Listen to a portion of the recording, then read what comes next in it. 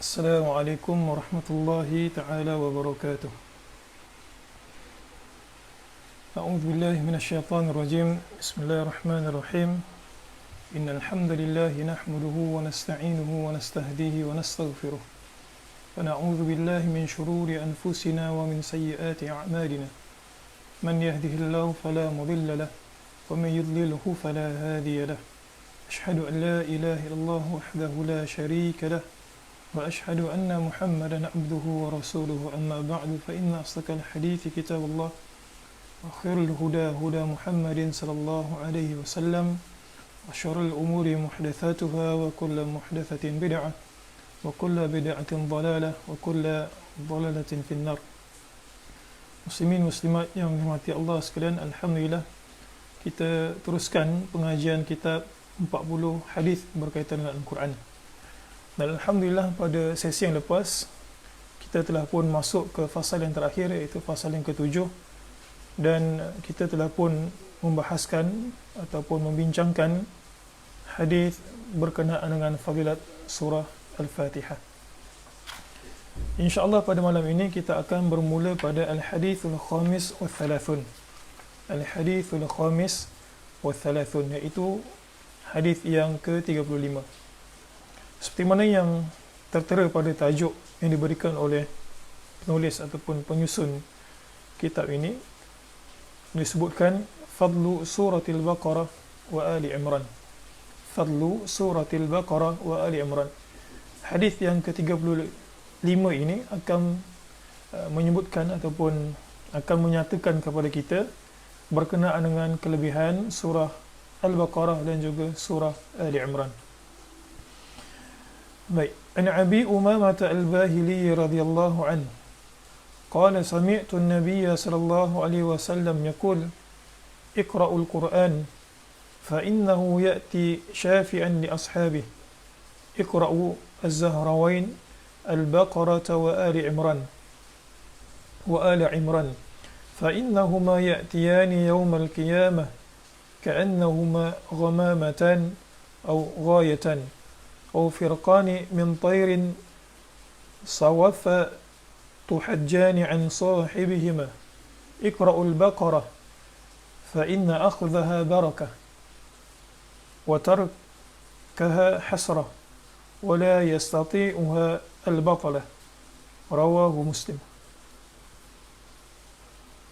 Baik, daripada Abu Umamah Al-Bahili radhiyallahu anhu katanya, Sami'tu an-Nabiy sallallahu alaihi wasallam yaqul, aku mendengar Nabi sallallahu alaihi wasallam bersabda, Iqra'ul Qur'an fa innahu ya'ti syafi'an li ashabihi.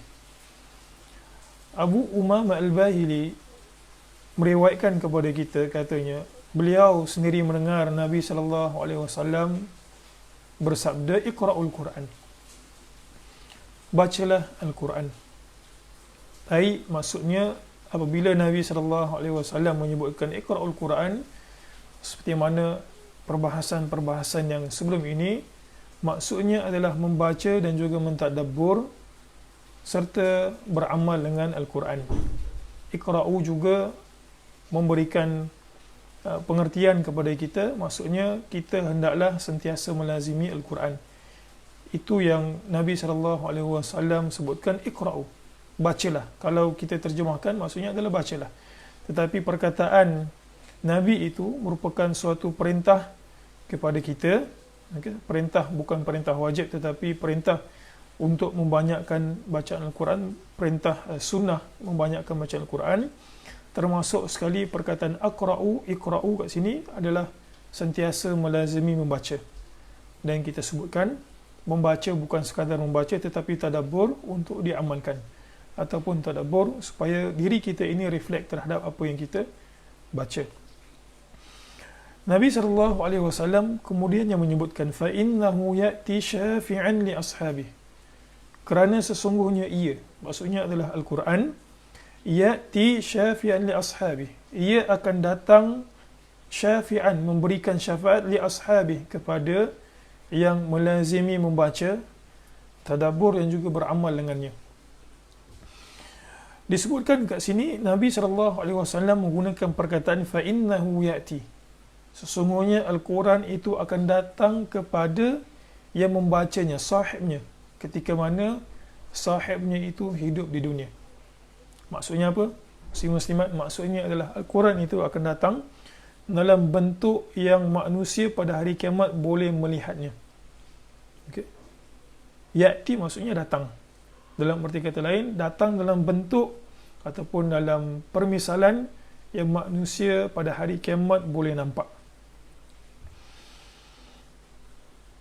Kemudian, muslimin muslimat, Nabi SAW mengulangi perkataan iqra'u.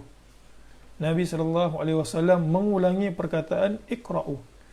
Kalau muslimin muslimat perasan tadi, seperti mana yang kita dah bacakan sepintas lalu hadis ini, Nabi mengulang perkataan iqra'u sebanyak 3 kali. Iqra'u Al-Quran, iqra'u Az-Zahrawain, iqra'u Al-Baqarah. Maksudnya Nabi SAW bila menyebutkan perkataan iqra'u dan iqra'u itu ada pengulangan, pengulangan itu bukanlah sia-sia. Pengulangan tersebut memberikan makna tambahan ataupun memberikan kepada kita bahawa benda yang disebut Nabi itu ada kelebihan berbanding perkataan yang sebelum itu. Kalau kita perasan, Nabi kata bacalah Al-Quran. Kemudian Nabi SAW secara umum sebut bacalah Al-Quran. Nabi pada perkataan yang kedua ini, perkataan iqra'u ini, Nabi menjurus secara spesifik di dalam Al-Quran itu, bacalah Az-Zahrawain. Al-Quran itu secara keseluruhannya mukjizat, memberikan kebaikan buat orang yang membacanya, mengamalkannya. Tetapi perkataan Nabi iqra'u ini seolah memberikan penekanan, ihtimam kita sebut. Penekanan Al-Quran itu di antara yang patut difokus, salah satu yang patut difokus adalah Az-Zahrawain. Muslimin muslimat yang dirahmati Allah, apakah yang dimaksudkan dengan Az-Zahrawain ataupun Az-Zahrawan kalau kita baca secara marfu'? Ini dibaca secara mansub bilyah, yang belajar bahasa Arab tahu. Ala kulli hal, apakah yang dimaksudkan dengan Az-Zahrawain ataupun Zahrawan? Nabi sendiri menyebutkan itu adalah surah Al-Baqarah wa Al-Imran. Itu adalah surah Al-Baqarah dan juga Ali Imran. Muslimin muslimat yang dirahmati Allah sekalian, perkataan Zahrawain ataupun Zahrawan itu berasal daripada perkataan Zahra. Zai, ha, ra, alif, hamzah.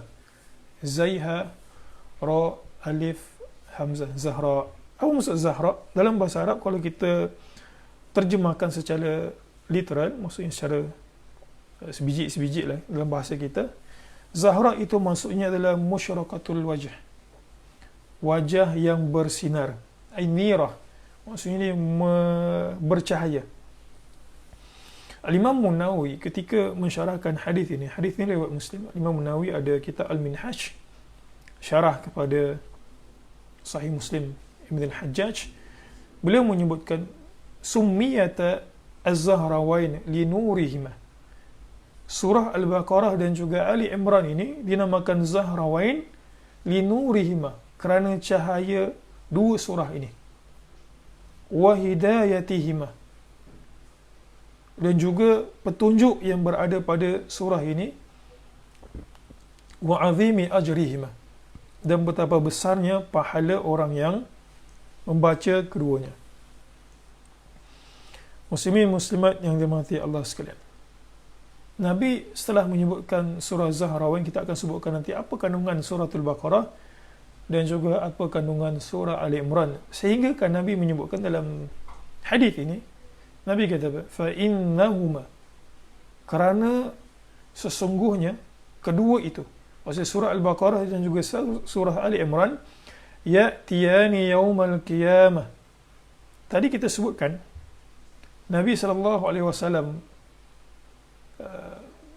maklumkan kepada kita Al-Quran itu akan datang memberikan syafaat kepada sahibnya.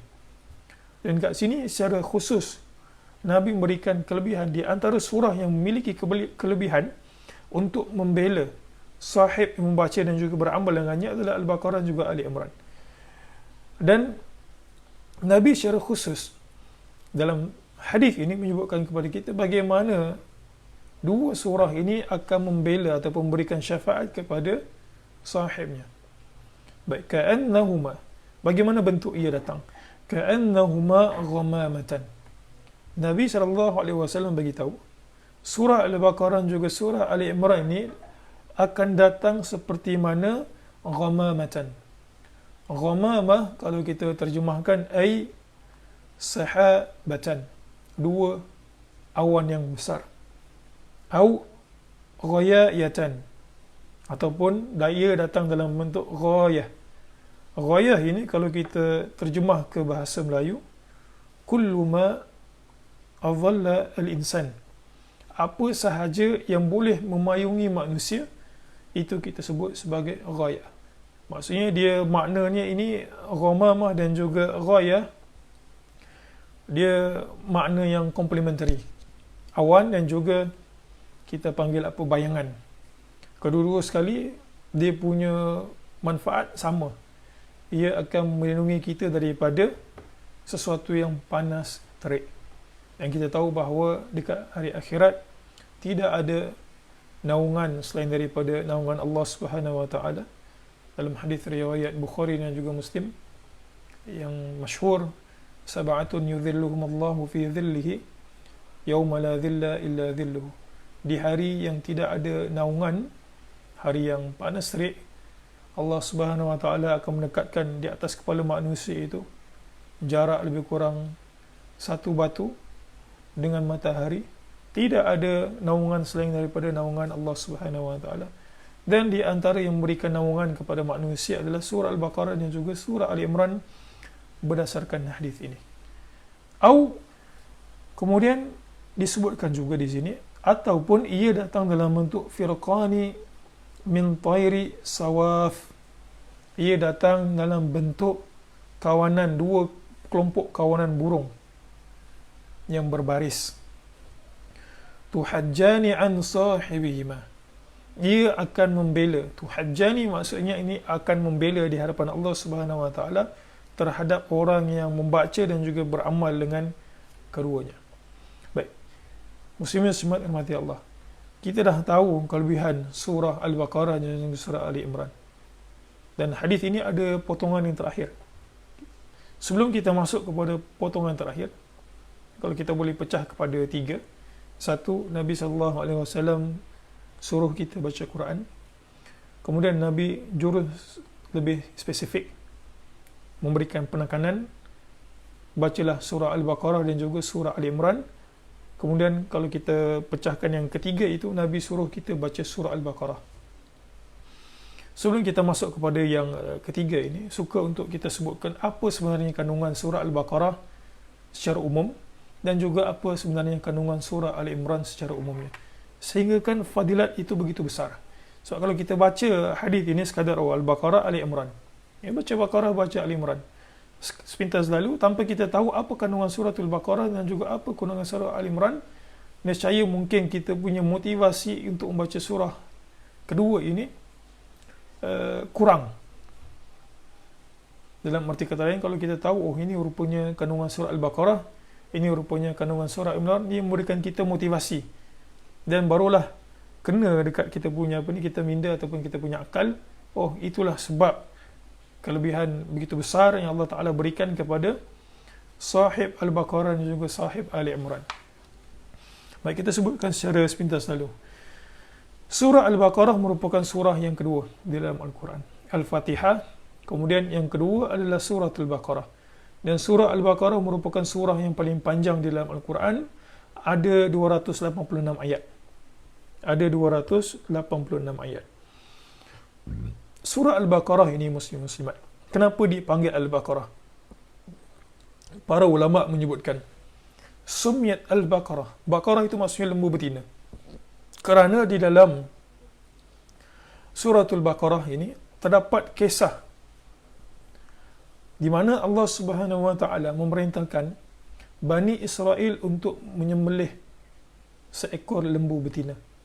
Okay, kalau muslim-muslimat ada Quran, kisah itu bermula pada ayat yang ke-67 daripada surah Al-Baqarah. Kisah itu bermula daripada ayat ke-67. Dia ada satu pengajaran sangat besar kepada kita, walaupun itu merupakan, kita sebutkan, Allah Subhanahu Wa Taala yang menunjukkan perangai buruk kaum Bani Israel ini, dan sehingga kini kita tahu bahawa perangai mereka itu kebanyakannya ataupun secara umumnya buruk. Tapi apakah itu hanya terpakai untuk Bani Israel? Jawapannya adalah tidak. Kerana sebahagian besar kaum muslimin ini, bila kita sebutkan ini merupakan perintah Allah Subhanahu Wa Taala, mereka akan banyak alasan, mereka akan banyak karenah. Jadi daripada ayat yang ke-67 surah Al-Baqarah ini cerita tentang lembu. Allah Ta'ala memerintahkan Bani Israel untuk menyembelih lembu. Supaya apa? Supaya sebahagian daripada komponen lembu itu di apa kita sebut, di yadribu, di apa, diketuk ataupun dipukul pada seorang mayat, suatu mayat, untuk mengetahui siapakah pembunuh. Okay, siapakah pembunuh si mati itu. Ini kisah yang panjang, mungkin jika ada kesempatan kita boleh menjadikan ini satu, kita boleh sebutkan, kita jadikan satu daurah ataupun satu kelas yang panjang. Dia ada banyak pengajaran. Ala kulli hal, disebabkan kisah inilah, okey, dan kita tahu dalam kisah itu Bani Israel tanya, lembu kala apa? Allah Ta'ala perintah sembelih saja lembu. Tapi Bani Israel banyak dia punya karenah dan juga alasan. Lembu kala apa? Betina ke jantan? Ada kat mana? Besar kecil dan sebagainya. Kulit dia kala apa? Akhirnya jadi susah Bani Israel itu. Ini pengajaran yang besar. Ala kulli hal, disebabkan kisah ini suratul Baqarah dipanggil Al-Baqarah. Okey. Sebab kisah lembu yang ada pada suratul Baqarah ini. Baik, beberapa kandungan surah Al-Baqarah. Muslimin muslimat yang dirahmati Allah sekalian. Suratul Baqarah mengandungi pelajaran akidah. Okey, al-asrar al-ilahiyah. Rahsia Allah Subhanahu Wa Taala. Dan di antara pengajaran pada surah Al-Baqarah berbentuk akidah ini adalah berkenaan dengan hari kiamat. Satu. Yang kedua, kita tahu surah Al-Baqarah ini surah yang panjang, 286 ayat yang ada padanya. Maka pada kandungan sebanyak 286 ayat ini, Allah Subhanahu Wa Taala menerangkan beberapa hukum syarak pada ayat dalam surah Al-Baqarah. Di antaranya adalah tentang syahadah, penyaksian, juga sedikit sebanyak hukum hakam berkaitan dengan wanita, ar-rihan, gadaian, hukum muamalat sesama manusia. Juga di dalamnya terdapat perintah Allah Subhanahu Wa Taala untuk, ini kita sebutkan hukum syarak, maksudnya adalah hukum taklifiyah, yang manusia itu diberikan tanggungjawab untuk melaksanakan ataupun diperintahkan untuk meninggalkan.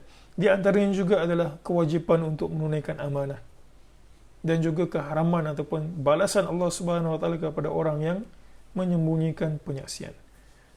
Dan suratul Baqarah ini terdapat ayat yang agung. Itu adalah ayat kursi yang juga akan disebutkan pada kitab ini. Dan menariknya muslim-muslimat, kalau kita tahu bahawa suratul Baqarah ini Allah Subhanahu Wa Taala tutup dengan tazkir, peringatan tentang taubat dan juga kembali kepada Allah Subhanahu Wa Taala. Dan pada ayat 286 itu sendiri ada zikir yang biasanya kita lazimi, doa, la yukallifullahu nafsan illa wus'aha, sampai habislah. Ini kandungan suratul Baqarah. Jadi bila kita tengok dalam tu ada akidah tentang hari kiamat. Jadi bila orang itu baca tentang akidah dan juga dia beramal segala hukum, maka selayaknya orang seperti ini Allah Subhanahu Wa Taala berikan syafaat dalam bentuk yang hadis yang kita baca ini. Baik, surah Ali Imran. Ali Imran ini apa pula muslim-muslimat? Ali Imran merupakan surah yang ketiga dalam Al-Quran. Ayatnya sebanyak 200 ayat. Al-Imran itu bukan alif lam, okey, tetapi perkataan al itu adalah alu. Alu dalam bahasa Melayu kita sebutkan keluarga. Al-Imran, Alu Imran, bukan alif lam qamariyah ataupun alif lam syamsiyah ataupun alif lam ma'rifah yang kita belajar dalam bahasa Arab, itu dia bukan. Al kat sini maksudnya adalah keluarga Imran. Kenapa disebutkan ataupun penamaan surah Ali Imran ini sebagai Ali Imran? Kerana di dalamnya juga terdapat kisah. Okey.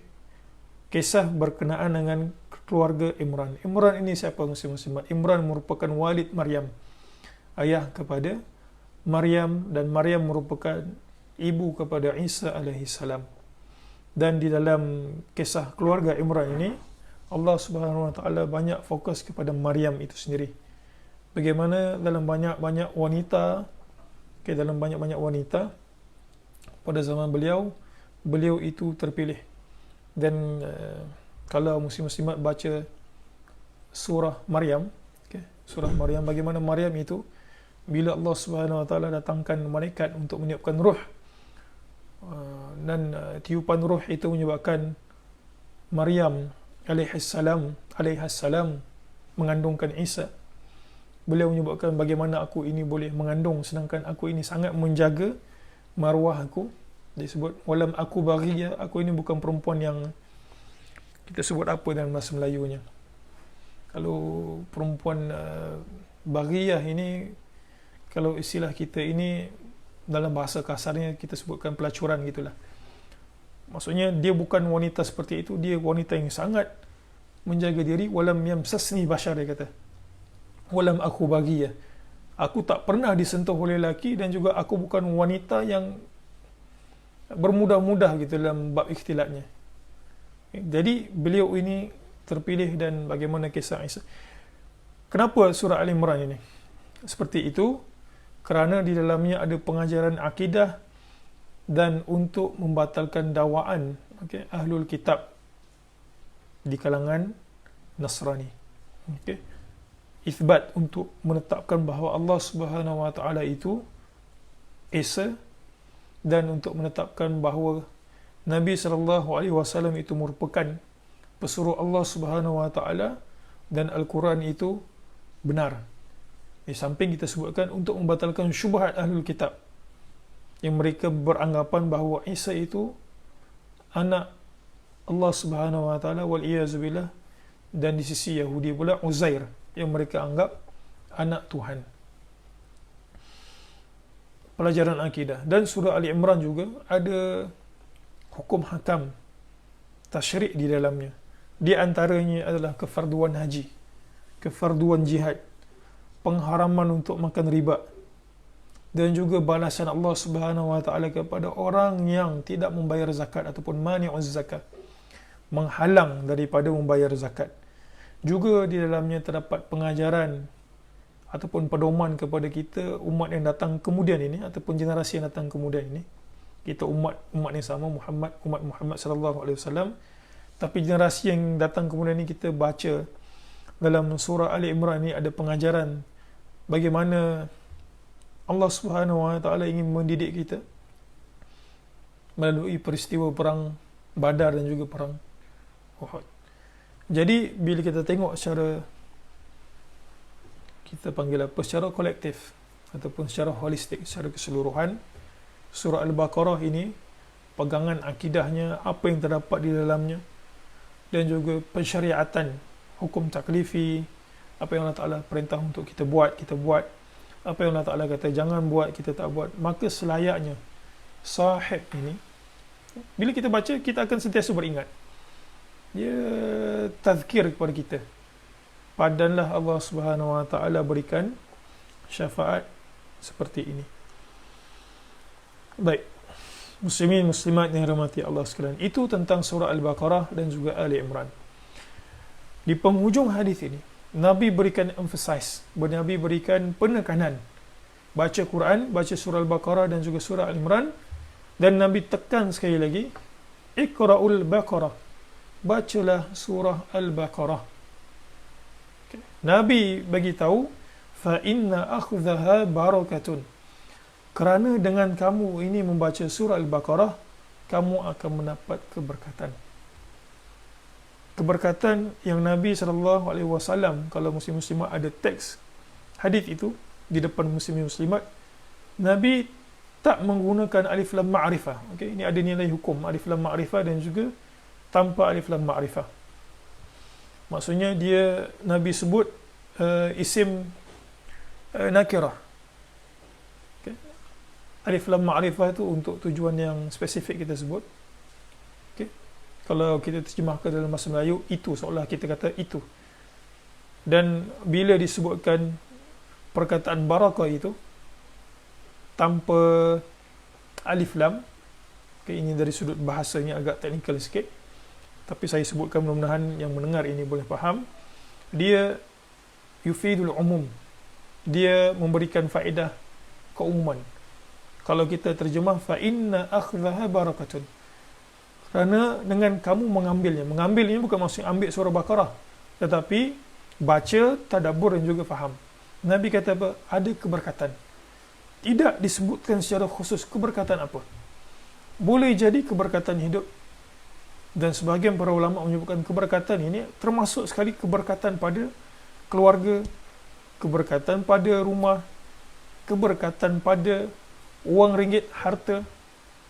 Dan Nabi SAW menyebutkan wa tarakaha hasratun, dan sangatlah rugi orang yang meninggalkan membaca surah Al-Baqarah. Kita ni lah semua ni yang terpakai dalam hadis ni. Kadang-kadang kita bila baca hadis seolah kita tuding orang lain, tetapi bila kita baca hadis ni kita tuding kat diri kita sendiri.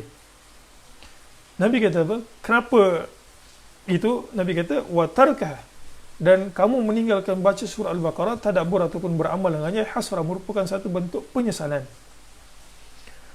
Wala yastati'uha al-batalah. Okey. Dan tidak yastati'uha, tidak mampu untuk mengambilnya. Okay, Al-Baqarah itu al-batalah. Kemudian kalau muslim-muslimat ada teks matan itu ta'liq daripada komentar, al-batalah maksudnya adalah as-sahara, disihir.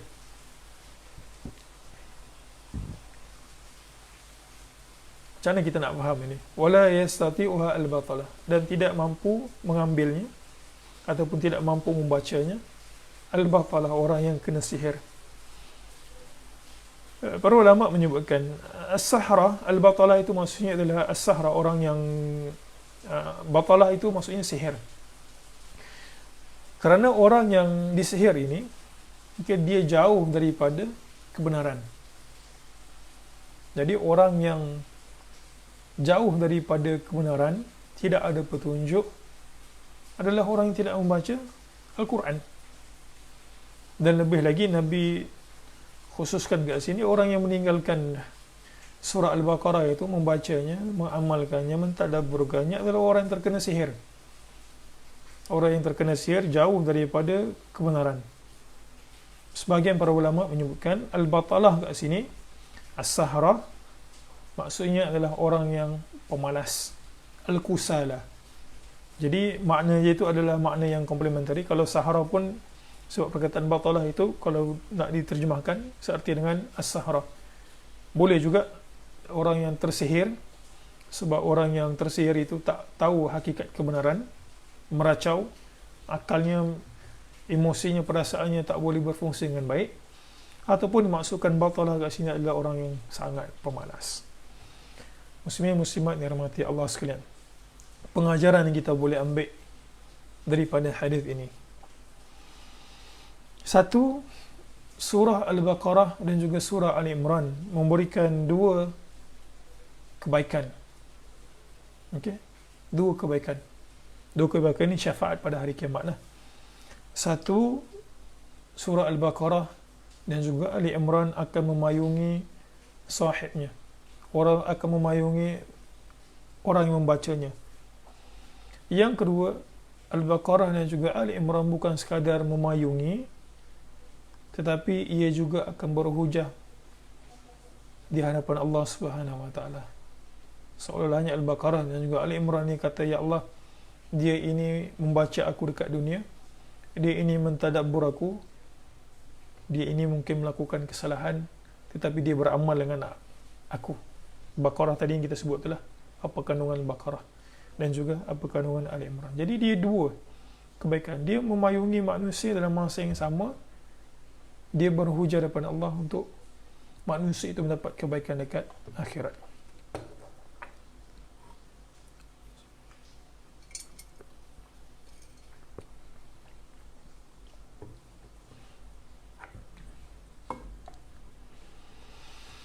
Yang kedua, kita sebutkan tadi berkali-kali, membaca kat sini bukan sekadar membaca.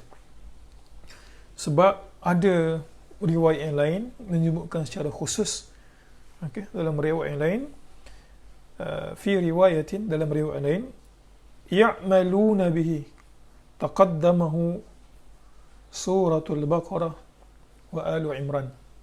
Dalam riwayat lain, ya'maluna bihi, jadi beramal dengan Al-Quran itu, dan Al-Baqarah dan juga Ali Imran datang. Jadi kita boleh sebutkan kat sini bukan sekadar dibaca, dia beramal, tadabbur. Yang ketiga, muslim-muslimat, para ulama daripada hadis ini menyebutkan surah Al-Baqarah yu'tabar, dianggap ilajan fa'alan, merupakan penyembuh yang efektif, lil a'mali sahara, untuk kerja-kerja sihir, penyembuh yang efektif untuk kerja-kerja sihir. Maksudnya dia merupakan penyembuh. Kalaulah ada satu orang itu ataupun keluarga ataupun kenalan yang dia kenal disihir, maka Al-Baqarah ini adalah surah yang mujarab, dan dia tak akan bercantum dengan orang yang sihir, ataupun ia tak akan bercantum dengan sihir. Kita tahu kat situ Nabi secara terang-terang sebutkan wala yastati'uha al-batalah, dan tidak mampu akan ia, maksudnya surah Al-Baqarah itu al-batalah, sihir, dan ia akan membatalkan hasad dengki ataupun roh-roh yang buruk yang berada pada seseorang ataupun pada kawasan seseorang itu. Dalam riwayat yang lain, Nabi SAW menyebutkan kepada kita, la taj'alu buyutakum maqabir, janganlah kamu jadikan rumah-rumah kamu itu kuburan. Maksudnya apa? Kuburan, dalam riwayat yang lain, Nabi perintahkan kita untuk menyisakan sikit. Bagi yang lelaki wajib pergi ke masjid untuk berjemaah solat. Nabi perintah untuk kita sisakan sikit. Amalan sunat kita itu, solat sunat kita itu di rumah, untuk membatalkan kita sebut apa, gelaran kubur pada rumah kita itu. Dan juga Nabi perintahkan kita baca Quran di rumah, kerana di kuburan Al-Quran tidak dibaca. Al-Quran tidak dibaca di kuburan. Al-Quran itu dibaca di rumah untuk orang yang hidup. Bukan kita nak berikan pengajaran orang yang dah mati. Bukan kita nak berikan pengajaran orang yang dah mati. Al-Quran itu merupakan petunjuk hidayah kepada orang yang hidup. Orang yang dah meninggal dunia, walaupun khilaf, situ ada perbahasan para ulama, sama ada bacaan Quran itu sampai itu pun tidak. Ala kulli hal, Al-Quran itu adalah untuk orang yang hidup, dan secara umum kita tahu bahawa amalan orang yang dah meninggal dunia secara umum telah pun terhenti. Dan banyak tempat dalam Al-Quran, di antaranya adalah surah An-Najm. Allah Subhanahu wa taala berfirman, walaysa lil insani illa ma sa'a, dan satu orang manusia itu tidak akan memperolehi melainkan apa yang dia kerjakan.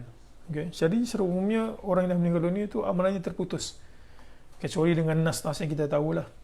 Dia mengajarkan orang, selagi mana orang itu beramal dengan apa yang dia ajarkan semasa dia hidup, pahala itu dapat kat dia. Orang doa untuk dia, kalau Allah Ta'ala kata doa itu diterima, dia akan dapat faedah. Ala kulli hal, di kuburan tidak dibacakan Al-Quran. Dalam hadis ini. Dan Nabi kata, inna syaitana yanfiru minal bait alladhi inna syaitana yanfiru minal bait alladhi tuqra fihi al-Baqarah. Kerana sesungguhnya syaitan itu akan lari daripada rumah yang dibacakan dalam rumah itu Al-Baqarah. Okay, hadis riwayat Muslim, hadis ini sahih.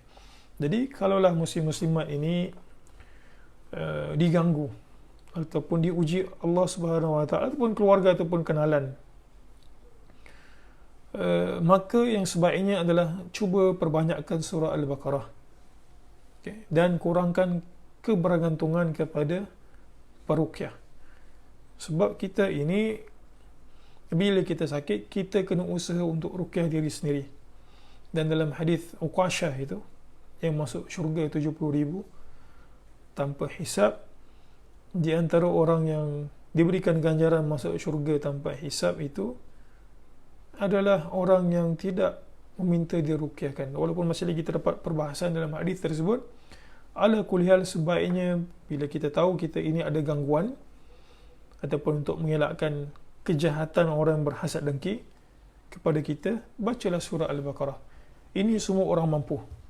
Kita duduk di rumah kita, baca surah Al-Baqarah sekadar kita mampu. Katalah hari ini kita mampu untuk baca 10 muka surat ataupun 5 muka surat, ataupun paling minimum katalah 1 muka surat sehari. Habiskan Al-Baqarah, itu ada lebih kurang 2,5 juzuk.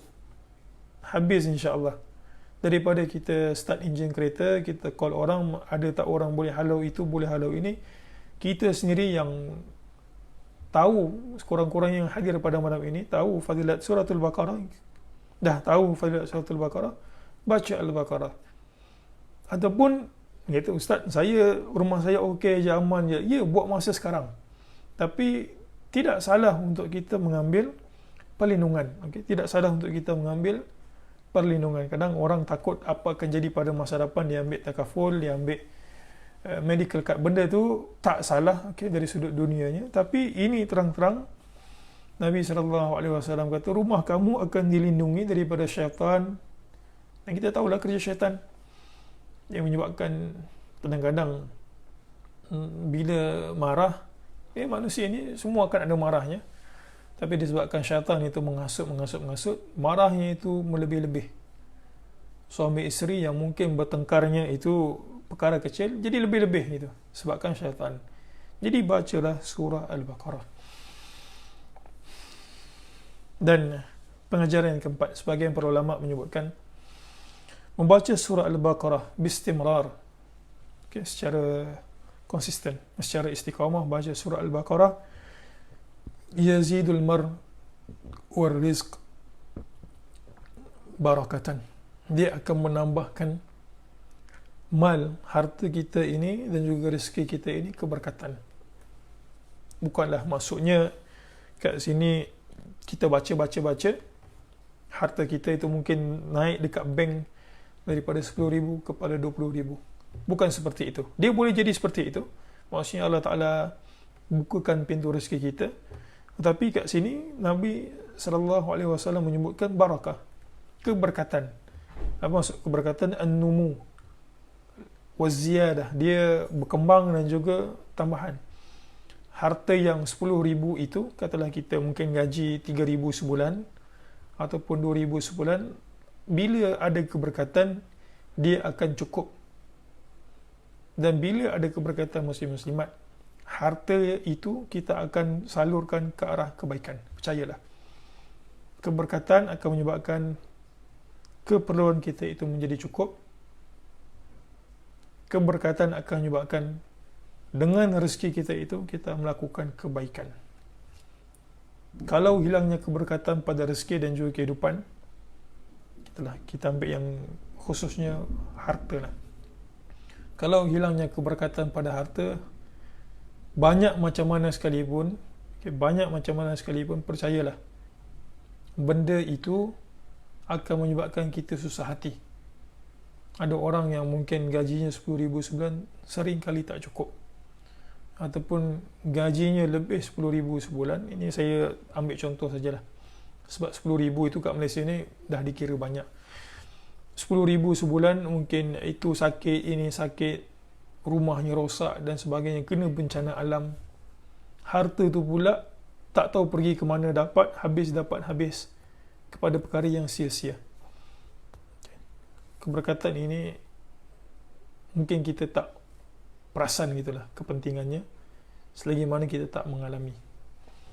Jadi bacalah surah Al-Baqarah, kerana surah Al-Baqarah itu mengandungi keberkatan. Seperti yang kita sebut tadi, Nabi sebut secara umum barakah. Nabi tak khususkan keberkatan harta, keberkatan hidup, keberkatan umur, tak. Nabi kata barakah, keberkatan. Wallahu a'lam.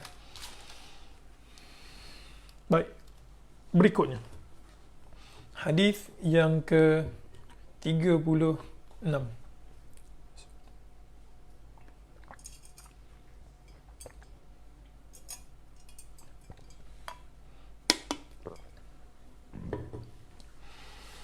Al-Hadits As-Sadis wa-Thalathun. Hadis yang ke-36. Fadlu Surah Al-Kahf. Kelebihan surah Al-Kahf. Melayu sebut Al-Kahfi. Dibaca majrur. Tapi kalau kita sini Al-Kahf. An Abi Darda radhiyallahu an Nabi sallallahu alaihi wasallam qala من حفظ 10 آيات من أول سورة الكهف عصم من فتنة الدجال. رواه مسلم وأبو داود. وفي رواية من حفظ من خواتم سورة الكهف. وفي رواية من آخر الكهف. وعن نواس بن سمعان الكلابي رضي الله عنه في الحديث الطويل قد ذكر رسول الله صلى الله عليه وسلم الدجال. قال فمن رآه منكم فليقرأ عليه فواتح سورة الكهف. رواه ابن ماجه وصححه الألباني.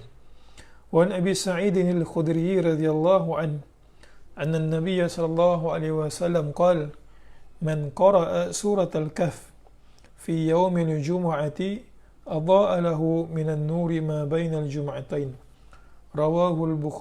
رواه البيحقي وحسنه الألباني وشيخنا عبد الله السعد. تعليق: تبدأ قراءة سورة الكهف من بعد آذان الفجر إلى آذان المغرب، وهذا هو اليوم الشرعي للمسلمين. Baik, sini ada 3 potongan hadis. Hadis riwayat Abu Darda, kemudian hadis riwayat An-Nawas bin Sam'an, kemudian hadis daripada Abu Sa'id Al-Khudri. Dan ketiga-tiga riwayat hadis ini ada penambahan kelebihan pada suratul Kahf. Daripada Abu Darda radhiyallahu an Nabi sallallahu alaihi wasallam, daripada Nabi sallallahu alaihi wasallam qala, baginda bersabda, man hafiza 10 ayatin min awal suratil Kahf usima min fitnatid dajjal. Barang siapa yang menghafal, man hafizah, menghafal kat sini maksudnya dia boleh menghadirkan bacaan tersebut daripada benak diri dia tanpa melihat. Itu maksudnya hafizah, menghafal lah kita sebutkan. 10 ayat permulaan suratul Kahf. Usima min fitnatid dajjal, dia akan dilindungi daripada fitnah. Fitnah kita dah sebutkan sebelum ini. Fitnah adalah suatu ujian yang menyebabkan pendirian agama seseorang itu berubah, iaitu fitnah. Rawahu Muslim wa Abu Dawud. Wa fi riwayatin, dalam riwayat yang lain, man hafiza min khawatim suratil Kahf, barang siapa yang menghafal khawatim, penutup suratul Kahf, dalam riwayat lain min akhiril Kahf. Jadi kat sini muslim-muslimat, hadis pada rangkap yang pertama itu ada sedikit perbezaan, iaitu pada lafaz Muslim, disebutkan siapa yang menghafal 10 awal suratul Kahf. Dalam riwayat yang lain, penutup suratul Kahf. Jadi kalau kita nak faham, satu riwayat sebutkan siapa yang menghafal 10 ayat pertama suratul Kahf, dia akan diselamatkan daripada fitnah Dajjal. Dalam riwayat lain, siapa yang menghafal penutup suratul Kahf, dia akan diselamatkan daripada fitnah Dajjal. Manakala daripada Nawas bin Sam'an Al-Kilabi radhiyallahu an, katanya fil hadits at-tawil, dalam hadis yang panjang, dan dalam hadis itu Nabi SAW sebutkan tentang perihal Dajjal.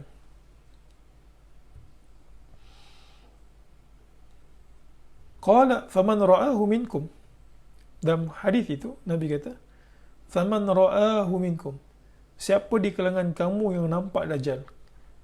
Soalan Nabi kata, kalau kamu hidup panjang dan kamu dalam umur hayat kamu itu, Allah Ta'ala takdirkan kamu nampak Dajjal, dia keluar pada zaman kamu. Nabi pesan dekat sahabat dia, dan pesanan itu sahabat tak nampak Dajjal. Okay, keberangkalian untuk sahabat nampak Dajjal tu dah tak ada dah, semua dah meninggal radhiyallahu anhum. Yang ada keberangkalian untuk nampak Dajjal ni, kita lah yang tersisa ni, okay, generasi yang sekarang ini. Jadi pesanan ini sampai kat kita.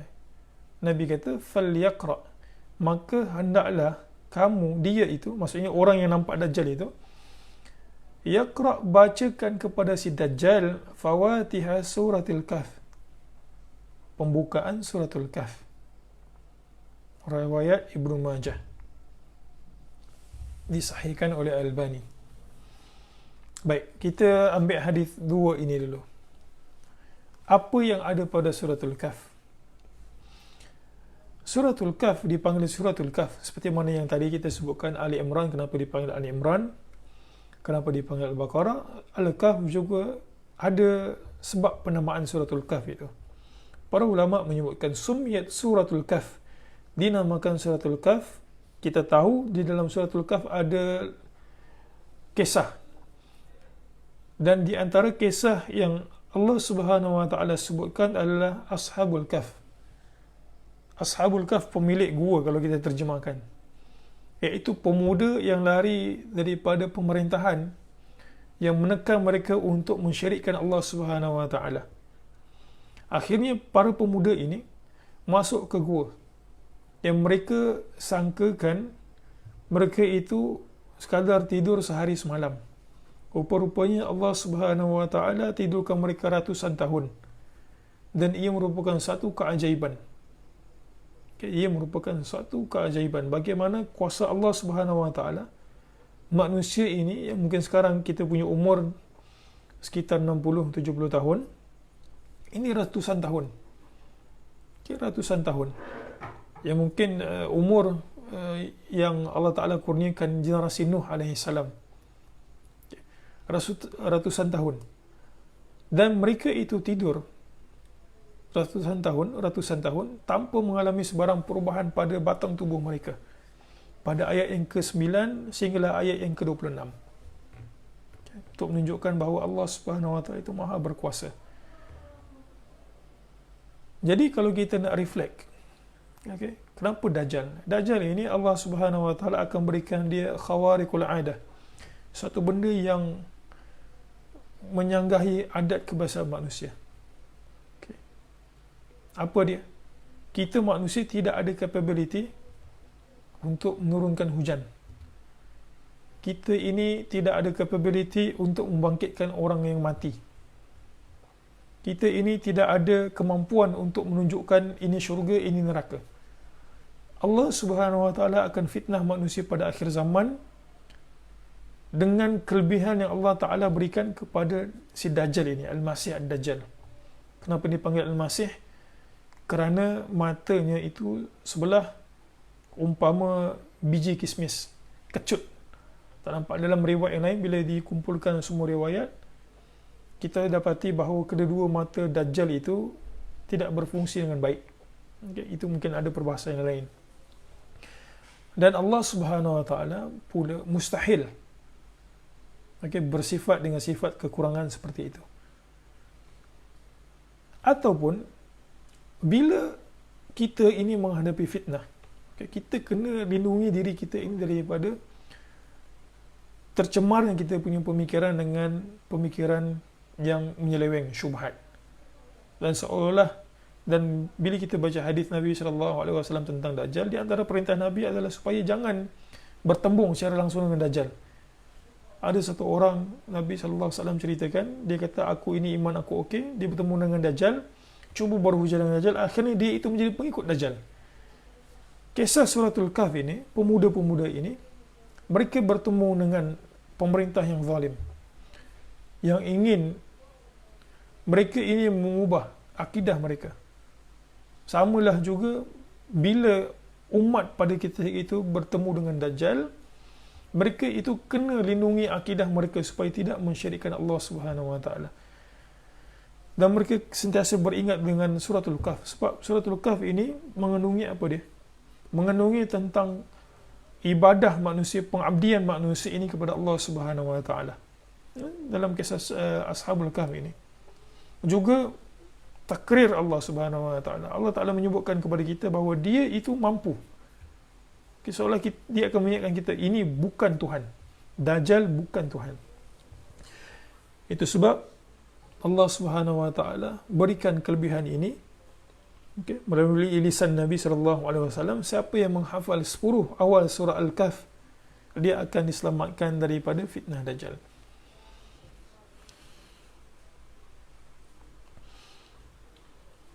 Baik, sini ada beberapa pertembungan. Pertembungan. Ada yang kata awal, ada yang kata hujung suratul Kahf, ada yang kata hafal, ada yang kata baca. Baik, para ulama berbeza pendapat dalam menanggapi permasalahan ini. Apakah 10 awal ataupun penutup ataupun sekadar dibaca. Sebab dalam riwayat lain Nabi SAW sebut qara'ah. Lalu mereka sebahagian para ulama kata riwayat ini nasakh dan juga mansukh. Nasikh dan juga mansukh. Dalam arti kata lain, riwayat yang kata 10 ini memansuhkan yang kata hafal 10 ini memansuhkan riwayat yang menyebutkan baca ataupun hafal penutup. Sebahagian pula kata tak, yang sepatutnya adalah yang penutup itu memansuhkan ayat 10 yang Nabi kata siapa yang hafal 10 ayat dia akan selamat daripada fitnah Dajjal. Ada kata tak, hafalan ini memansuhkan riwayat yang baca. Dan sebagian kata tak, yang Nabi kata perintah baca itu memasukkan ayat yang suruh hafal. Jadi kat sini ada riwayat kata hafal, ada riwayat kata baca. Kemudian dalam riwayat ini juga kita nampak ada riwayat yang menyebutkan hafal 10 di hadapan, ada riwayat yang kata hafal hafal penutup suratul Kahf. Okay. Ini ada pengajaran mungkin tak sempat kita sebutkan pada malam ini. Sebagian para ulama menyebutkan dia kata boleh gabung. Boleh gabung. Perintah untuk hafal itu, perintah untuk hafal, kelebihannya adalah dia akan diselamatkan daripada fitnah Dajjal. Manakala perintah untuk baca, perintah untuk baca pula adalah siapa yang baca suratul Kahf, siapa yang baca suratul Kahf, dia tak akan bertemu dengan Dajjal. Wallahu alam. Yang lebih selamatnya hafal keseluruhan sekali lah, ataupun katalah tak ada kemampuan untuk hafal, sebab bila kita hafal secara automatiknya kita membaca. Jadi kalau nak bertembung antara riwayat hafal dan juga baca, kita hafal, kerana hafal itu secara automatik kita baca. Bahkan kelebihan itu adalah pada hafal, sebab kita boleh istihdar, kita boleh datangkan bacaan itu bila kita nak. Ataupun kalau yang ini kata khawatim, ada yang pula kata 10 depan, sebaiknya hafal keseluruhan sekali. Kalaulah kata tidak ada kemampuan, sepatutnya adalah kita sebagai mukmin ni, antara benda yang kita boleh target dalam dunia ini adalah hafal Quran. Sebelum kita meninggal dunia, sekurang-kurangnya kita hafal Quran sampai habis, ataupun kita ada usaha untuk menghabiskan hafalan. Kalau belum hafal lagi, kita kena ada target dalam agama kita ini untuk boleh hafal Quran. Katalah tak mampu kata, buat setakat ni kata tak mampu, hafallah 10 kat depan dan juga hafallah 10 dekat belakang. Allahu alam. Baik, dan hadis yang terakhir daripada Abu Sa'id Al-Khudri radhiyallahu anna an-nabiy sallallahu alaihi wasallam qala man qara'a suratul Kahf, siapa yang membaca suratul Kahf fi yaumil Jumu'ah, pada hari Jumaat,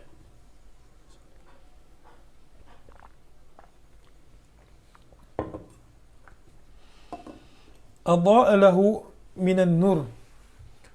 Adha'a ni maksudnya akan dipancarkan, dinyalakan baginya minan nur, berupa cahaya, ma bainal jum'atain, di antara dua Jumaat.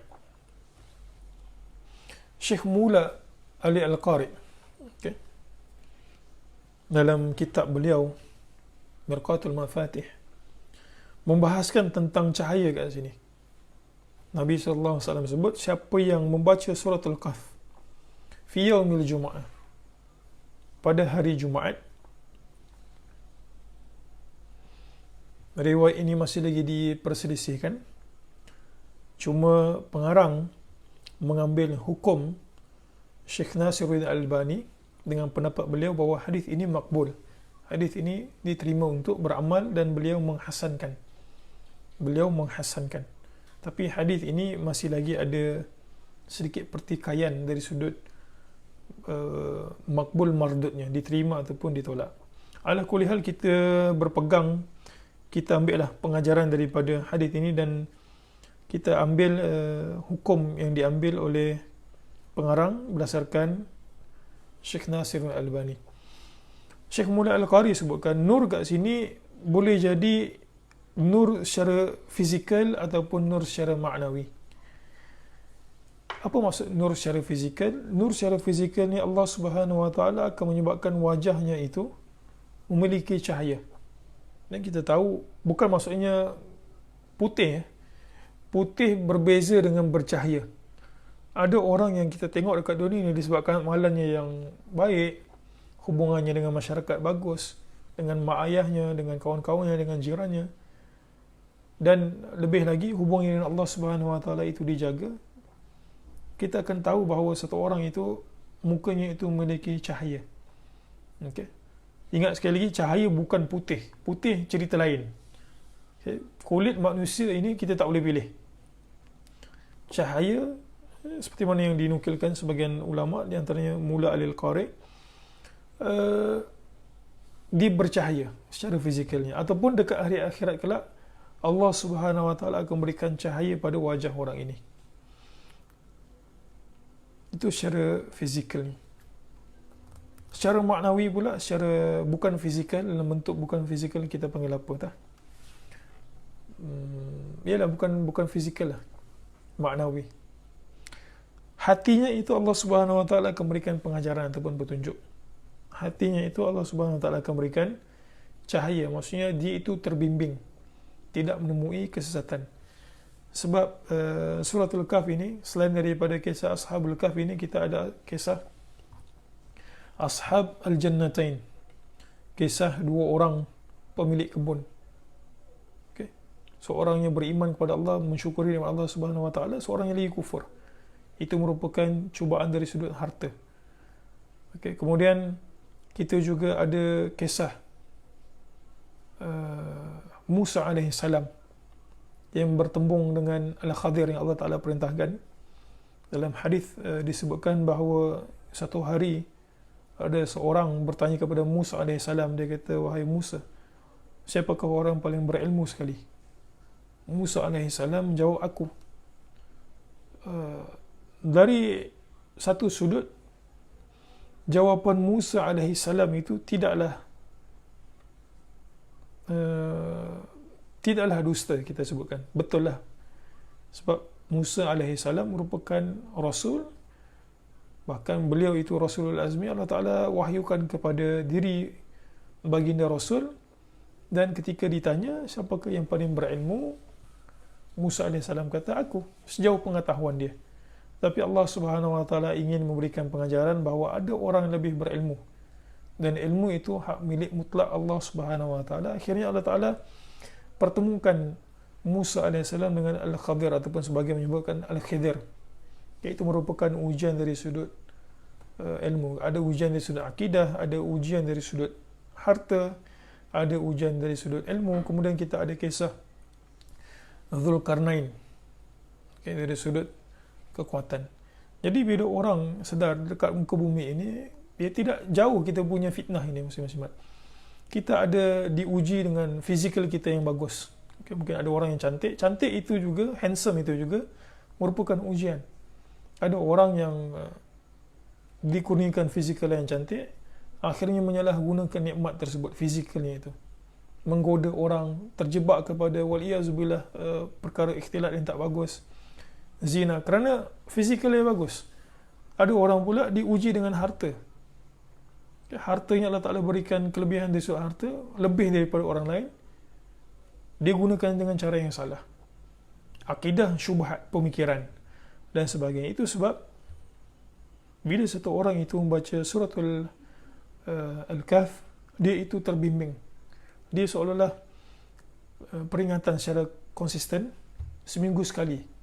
Jangan lupa ujian-ujian Allah Ta'ala ini. Akidah kena dijaga, ujian dari sudut fizikal, harta benda, dari sudut kekuatan, dari sudut ilmu, kena dijaga.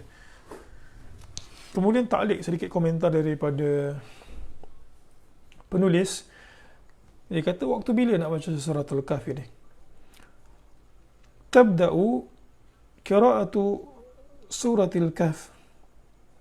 Dimulakan pembacaan suratul Kahf, okey, min ba'di adhanil fajr, daripada azan fajar, ila adhanil maghrib, sehinggalah azan maghrib, maksudnya hari Jumaat. Ini pendapat beliau. Okay, ini pendapat beliau.